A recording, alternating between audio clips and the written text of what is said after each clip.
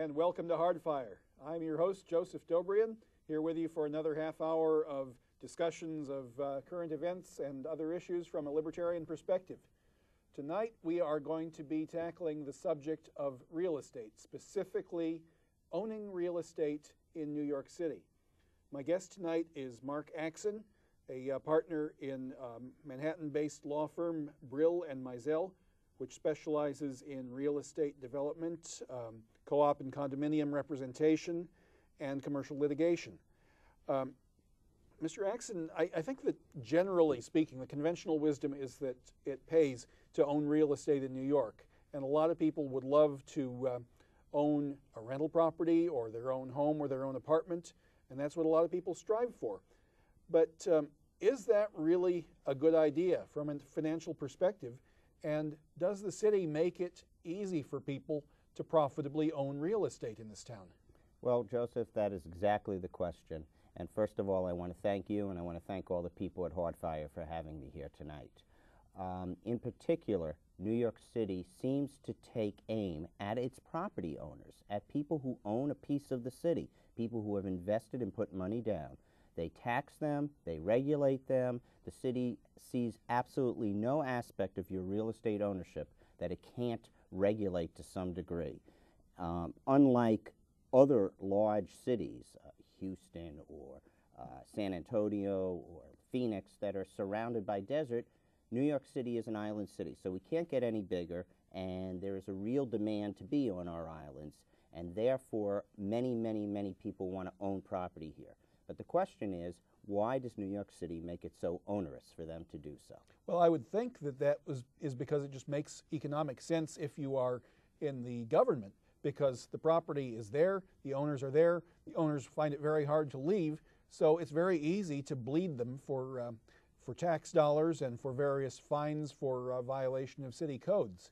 That is precisely the situation. And in fact, what happened in bad economic times, the 1970s, for example, is that the city taxed its property owners so severely that many of them simply walked away, buildings became abandoned, the tenants didn't receive services. Eventually, the city foreclosed, took over those properties, and some of them they sold to the tenants, some they sold to other people. The city was a horrible landlord during the time that the tenants were in the apartments with no real owner. And what has happened is the city has, to some degree, made war on its own investors, the own people who want to be in New York City. One way the city makes war, for example, is taxes. New York City taxes its property owners at a very, very high rate. The latest budget was, I think, $57 billion, and most of that money comes from real estate taxes. Okay. Now, I'm a renter.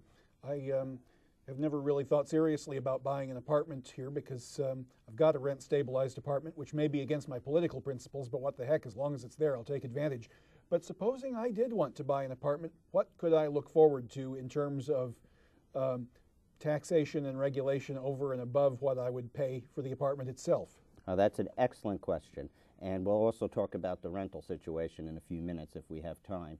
But with respect to the kind of taxes, let's say that you're buying an apartment or buying a brownstone in Park Slope or buying a townhouse in Harlem or a condominium on the Upper West Side. In any of those circumstances, New York City and New York State are going to tax you up the wazoo. New York City will charge you a tax of 1% right off the top, a transfer tax, 1.4% if it's over $500,000. New York State will charge you another 0.5%. They will then charge a mansion tax to the buyer if it's over $1 million. In other words, they penalize you for buying a rather high-priced house. And moreover, these days in New York City, $1 million is not that high anymore. Right, and it doesn't get you much of a mansion. Then if you want to borrow money from a bank, take out a mortgage, because most of us don't have the kind of capital to put everything into an apartment. Right. New York City and New York State both charge you a mortgage tax. I figure that on a $1,200,000 purchase, you're spending over $50,000 in taxes, for which you get virtually nothing. So the city, in addition to charging real estate taxes every year on the property, also charges on every transfer. They receive money every time property is transferred. Another way the city makes war on property owners is regulation. The city regulates the ownership of property like there's no tomorrow. And I get the impression that they do this not so much because they want to keep everything orderly and safe and within the bounds of good taste or whatever, but simply because they want to be able to ding you for a few extra dollars in penalties whenever they find a violation. Is that correct? That is probably correct. I would say that there could be some rational basis for some of the housing code, some of the building code, some of the plumbing code, some of the electrical code, but the degree of regulation is gotten way beyond the pale, way beyond what is required. In particular, what has happened is that you have various agencies whose sole purpose is to make sure that you're doing everything that they say you should be doing. And if you're not, they will fine you. Trash removal is a good example. Sidewalks are a great example. You don't own the sidewalk in front of your house, but if you don't sweep it clear of the snow, the city is going to come in and fine you. And when I used to live in Brooklyn a few years ago, I remember walking down the street, and even though there was a big snowstorm, all the property owners were out there clearing the snow, except one. There was one property owner who didn't clear it, the Social Security Administration. So evidently, the government doesn't abide by its own rules, but the rest of us have to. Well, now that rule about clearing sidewalks, I think that's pretty common to just about any community, whether we like it or not. I mean, I've been a property owner in the state of Iowa, for example, and I certainly had to clear my own sidewalk when it snowed. And believe me, we got a lot of snow there. But did the city also pass an ordinance that said that if somebody tripped on that sidewalk, that you would be fined? You don't own it, and the city is the one who supposedly maintains it, but now you're the one who could be subject to liability. Now, that's a good point. That, I think, in many communities is the responsibility of the city who owns the sidewalk, not the person in front of whose property it runs. Yes, but in New York, unfortunately, not only do we get to pay taxes for that which we own, we get to incur liability for that which we don't even own. Okay, has it always been this way, or has this state come to pass fairly recently? That particular law passed only in the last couple of years, and at Mayor Blumberg and the City Council's urging. They also raised real estate taxes 18% a few years ago, and even though they are now running on a profit, and the city showed a $2 million profit last year, they've chosen not to cut the tax rate back down to where it was before 2002 when they raised it by 18%. Okay, well, would it be safe to say that in effect one does not own property in New York? It seems to me that if you buy a house, for example, or a commercial building, you don't actually own it. The government sells you the privilege of using it as long as you stay within their rules. But they can take it from you pretty much anytime they feel like it. Isn't that correct? Well, they would like you to continue to own it so you can continue to pay them taxes. If the city forecloses on property, then nobody's paying taxes on it, and that's not to the city's advantage. So you do get a deed. You do get technical legal ownership of the property, but your point is very well taken. It's almost as if the government is allowing you to own your property.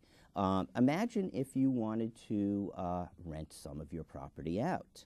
We have incredible rent regulations in this city. Indeed, we have. We have incredible housing regulations in this city, most of which go back to when we had a housing crisis after World War II, and the GIs came home and there wasn't adequate housing. Well, that housing crisis has really been solved. But what's happened now is because of rent stabilization and rent control, nobody moves. People stay in their apartments. New people come in and they have to pay an incredibly high price because of an artificial market which has been created by not permitting a free market in the rental business. New buildings don't get built except for these high-rise condominiums that are being sold. Or alternatively, older buildings don't get rehabilitated because the landlords don't have the same incentive that they would if there was a free market. Cambridge, outside of Boston, eliminated rent control, and within 2-3 years, the number of new apartment buildings built doubled. In New York City, we have finite space in Manhattan, though, don't we? And well, in all 5 boroughs, actually, we have finite space, correct? We do, but there still is constant rehabilitation of former industrial buildings, et cetera, which now are becoming used for condominium or for other kind of housing because it's very desirable to be in Tribeca or to be in Soho or to be in Dumbo, down under the Manhattan Bridge overpass, which is very close to where we are now. Yes, and I look forward to the day when real estate brokers will run out of cutesy-wootsy names for these trendy neighborhoods. Yes, that's always true. Let me give you another situation, though, that's a problem, and that is with co-ops and condominiums, because, again, this is New York City, and those are very, very common ownership in New York City. Most of the co-ops in the world are in New York or Chicago or Buffalo. They're in large cities where the people bought them together and want to run their property together. First of all, to turn a building from a rental to a co-op, you have to come out with this book that's about yay thick of 600 pages of gobbledygook. So a year and a half and $200,000 of legalese to get the right for me to sell you the apartment that I want to sell you. Then you've got to comply with myriad other statutes and myriad other regulations, and then maybe you can establish your co-op or your condominium regime. These are all impediments to ownership. They may have been done originally to make fairer disclosure, to make open situations. Certainly, as libertarians, we're all opposed to force and fraud, but that doesn't mean that we're in favor of regulating every single aspect to death such that it becomes so difficult that the cost of simply buying an apartment is prohibitive to most people. Okay, now what about commercial real estate? If, instead of buying an apartment for me to live in, I want to buy maybe an entire rental building or an office building or maybe even one of the few industrial buildings that are still left in the city. Would I encounter the same problems and have the same financial downside, or would it be worse? To some degree it would be better, to some degree it would be worse. You would definitely have to pay New York City real estate taxes. You still would be subject to the transfer taxes that I discussed, and in fact the commercial rates, they're higher. Commercial real estate transfer tax is 2.75%, and on the sale of a residential co-op or condominium, for example, or a house, it's 1.425. So commercial property is taxed at a higher rate, which means that you charge more in rent to your tenants, to the office that rents out the fourth floor. So they charge more for their product. So that's why the products are so expensive in New York, because everybody's paying more in rent. Or if you're renting out stores, the same thing. You're going to charge more to your store tenant because your real estate taxes are so high. He's going to charge more when he sells you this glass of nice hot chocolate that he's selling that day. Right. In order to cover the cost. So it is somewhat more of a free market. It's limited because, as I said before, we're an island city and we have limited space, but they still have outrageous expenses that have to be paid on that island space. Okay, now we've done a pretty good job, I think, of stating the problem, but what is the solution? How can we start making it a little bit more profitable and a little bit easier to own real estate in this town? Well, it's always easier to identify the problems than to come up with the solutions, and I certainly don't have a great panacea. I think at a minimum I would eliminate the various regulations that prevent property owners from renting property to people who they want to, or how they want to, or when they want to, or for whatever rents they can achieve in the market. So the rent regulations that went into effect after World War II and then were enhanced in the early 70s when rent stabilization came in, I believe have had a deleterious effect on the marketplace. So I certainly would eliminate both the rent control and the rent stabilization laws and open up a free market in rentals. Some apartments will go up in rent, some will go down. Probably Manhattan rents for a lot of people will go up, and rents in the outer boroughs will probably go down as a result. And then there will come a period where it stabilizes and the rents are pretty clear across the board. But you won't have somebody paying $18 for a 3-bedroom and the person across the street who's trying to get into the building being told that same 3-bedroom is $14,000 a month because somebody is paying an outrageously low rate. I think the tax situation has to be addressed. I think the cost of doing business, the soft cost, the transactional cost of transferring a piece of property from one owner to the other is inordinately difficult, and I would eliminate some of those. It's a huge moneymaker for the city and the state, and most people don't know about it, and therefore it doesn't get the kind of coverage that it should. But just as I said, every transaction, it could be $50,000 in transfer taxes to sell $1 million apartment, $1.2 million, and therefore that price is factored in. Mm-hmm. It has to be factored in. Somebody is paying it. And I think it's worth noting at this point that there is no major political party, either in New York or elsewhere in the state of New York, that is a strong advocate for the removal of regulation, of taxation, of various other soft costs and so forth. The only political organization that stands against regulation and taxation is the Libertarian Party. And if our viewers want to know more about the Libertarian Party, they can go to the website of the Manhattan Libertarian Party. That is www.manhattanlp.org. And there you will be given basic information about libertarianism and what it stands for, about how to attend one of our meetings if you wish to, and there will also be links to the state and national Libertarian Party, which will, of course, give you much more information. Once again, that is www.manhattanlp.org. Now, you and I are both members of the Manhattan Libertarian Party, and as such, we stand against taxation and regulation as much as we can get away with. But a lot of people are not going to agree with us. Let's face it, a lot of people are going to say, well, without this taxation, we are not going to be able to run the city at all. We won't be able to provide essential services and so forth. And without regulation, people will be able to commit all kinds of outrages that will make life miserable for their neighbors. Now, what is the libertarian response to that fairly legitimate concern? Well, I don't know that it's necessarily true. If you take a look at a piece of private property next to a public property, the private property, somebody owns that. Somebody cares about it. Somebody's going to keep it clean. Somebody's going to keep it neat. Somebody's going to cut the grass. They're going to do what they have to do.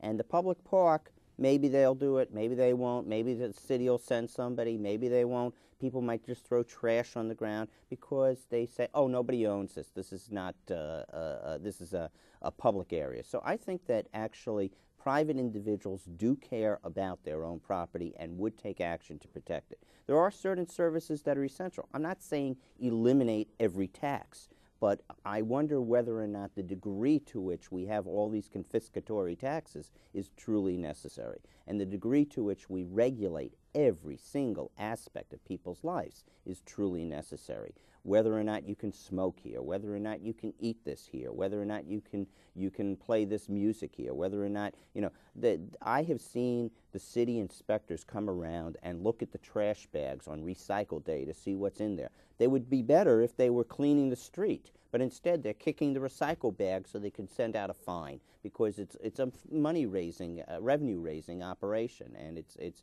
truly, truly a travesty that my taxes are being used to send inspectors around to tax me even more. Okay, but this is not a situation that can be alleviated through the ballot box, is it? I mean, we can go out and vote Libertarian all we want, but let's face it, in this town, we are still going to be electing people who are pro-regulation, pro-taxation, pro-nanny state, and just in favor of a bigger and bigger government. Is there anything that the private citizen can do to alleviate these depredations? Well, my firm represents about 100 co-op and condominium boards, and we find ourselves responding to these kind of complaints all the time. There's a city agency that fights discrimination. I personally am very much against discrimination. I don't think people should be discriminating, but it is their right. And if somebody says, I don't want black people, green people, red people, Jewish people, Catholic people, whatever, in his store, then if I don't like them, I'll vote with my feet and I'll go to another store. Similarly, if a particular property owner doesn't want small children there, why should the city force him to have small children there? Yet the city has deemed that to be a discrimination. I have a building once that got sued because somebody claimed they discriminated against people whose names ended in vowels. Now, Oh, personally, my goodness. I think we had a lot of vowels and consonants in that building. But nevertheless, I found that this was a ridiculous lawsuit, and anybody with a crayon and a piece of toilet paper can file a complaint, and the city takes it very seriously. And $10,000 in legal fees later, we of course get the case dismissed because it made no point, and there was no point to it. But who picks up that cost? The shareholders in a working class co-op in a working class neighborhood in Queens or Brooklyn or Manhattan. Not some great big landlord out there, but just your neighbors, average working class people like you and me. And that's really an outrage. I had once a woman who filed a complaint with the New York State Housing Department because she claimed that she needed a ramp. But she lived in a building where the slope of the stairs was very high. And in order to put in a ramp that would be compliant with the New York City ramp law, of course there's a ramp law in New York City. Of course. Right? With the New York City ramp law, the ramp would have to go out into the middle of 78th Street. So I had one agency, a state agency, telling me I had to build a ramp, and I had a city agency telling me we can't build a ramp. And this was a building in Regal Park, not a wealthy building, not a building that had, with lots and lots and lots of wealthy, rich landlords. We're just normal people, and they're being told by one group they have to build a ramp, and by another group they can't build a ramp. Okay, now speaking of building things, that's another point I'd like to bring up with you. If you own, for example, an office building of 10 stories, but you've got the wherewithal, you'd like to increase that sucker to 30 stories and really start making some money. But you can't do that because city zoning laws say that your building can be no more than 10 stories high. Or maybe your neighbors will complain that, hey, you're blocking my sunlight or whatever. Yeah, I'm watching some buildings go up right now out my window on 2nd Avenue, and I'm wishing they weren't there. But you know what? I can wish all I want. It's not my right to go and tell a property owner what to do. But the city believes that it is. And they have all sorts of regulations on that, on density and on how much floor area can be. And now you have a whole market of people who are making money on representing building owners and expediters in order to get things through the buildings department, which, without the expediter, you'll never get your sign off, you'll never get your construction approved, etc. So you have huge industry there. You have a huge industry of lawyers. I know lawyers who've put their kids through college and they have all their summer vacations based on the rent regulations in this city. All of these regulations have a cost. Right. And that cost isn't necessarily benefiting the people who live here, the people who work, who own property, who rent property. Even if you're a renter, and this is a city mostly of renters, you're paying rent to a landlord who has to pay for to comply with all these regulations. There's a cost to that as well. Okay, and is there any way that an average person can in some way get around some of these regulations simply through defiance? Defiance is difficult. I would say quiet compliance is probably better. You need to comply. You don't want to necessarily draw attention to yourself. It's really horrible. If you buy a townhouse in New York City, it's like you have a big red X written across the front of your building or something. Tax me, regulate me. You actually don't want to draw a lot of attention to yourself. There are things you can do. You can file challenges every year to your real estate taxes. There's a whole industry of lawyers in a process called tax certiorari who make money basically representing property owners doing that. You can challenge your water bills. I know lawyers and accountants who will represent buildings on a contingency basis to challenge the water bills. That's another tax. Mayor Giuliani said he was against raising taxes. When Giuliani was mayor, water bills tripled in New York City. Oh, yeah. Well, I'm willing to believe that. He's a great talker out of both sides of his mouth. That's for sure. So, Mayor Giuliani raised taxes. Mayor Bloomberg raised taxes. Mayor Beam, taxes are going up everywhere. And they call it different things. They don't always call it taxes. They can call it, this regulation or that fee or this user fee, but at the end of the day, the cost of owning property is so high, right? And it makes a real problem for people. We've heard about places like California where they had a real estate tax revolt that really, really did have some effect, really did cause property taxes to go down. Do you see any prospect of a similar revolt working in New York City? It's unlikely in New York, partially because, as I said before, we are a city mostly of renters. We have a lot of people live in houses, in particularly here in Brooklyn and in Queens, but there are very, very few houses in Manhattan, and there's lots and lots of apartment buildings. So we have about 10 renters for every one property owner in New York City. So it's unlikely with that ratio that there's going to be that particular tax revolt. Similarly, some of the taxes, the hidden costs that I talked about, there's not going to be a revolt against mortgage tax because most people don't even think of mortgage tax until they get a mortgage and their lawyer tells them, oh, you have to pay X, and they're like, I have no choice. And of course, most of us, as you say, are renters, and our ox is not being gored except indirectly. And how do you convince these hundreds of thousands of renters that indirectly their ox is being gored pretty deeply? Well, that's an excellent point, and I'm hoping that through television shows such as this one and through the outreach that the Libertarian Party does and some of the other organizations, there are some very good real estate organizations. REBNY comes to mind, Real Estate Board of New York, several other organizations that are out there. The New York Co-op and Condominium group is very good.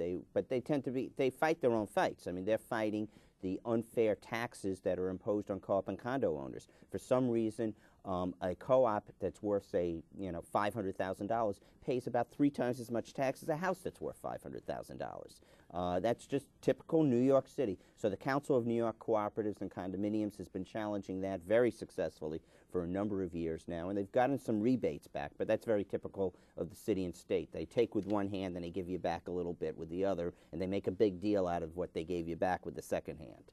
And in the meantime, I'm afraid really all we can do about this situation is just raise as much hell as we can and get some people on our team, as many of them as we can. And that, I'm afraid, is where we're going to have to end it. But thank you very, very much, Mark AXINN, noted real estate attorney. And thank you all for tuning in, and join us next time for another edition of Hardfire.